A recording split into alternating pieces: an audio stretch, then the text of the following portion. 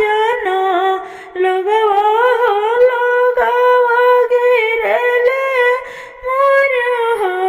जाई के अरे कायखी अवने समाधे पियावाने अरे कहाँ में रखने समाधे सुंदर सनी हो दिया अरे खोखी अवने समाधे दूधा पियावाने अरे हमारा जे बड़े समाधे सोने के पी जड़वा अरे वो ही में रखने समाधे सुंदर अपनी हो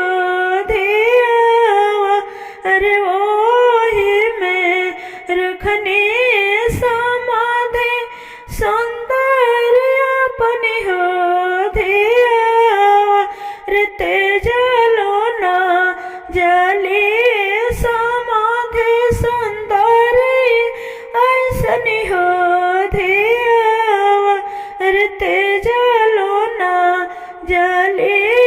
समाधि सुंदर ऐसनी हो दिया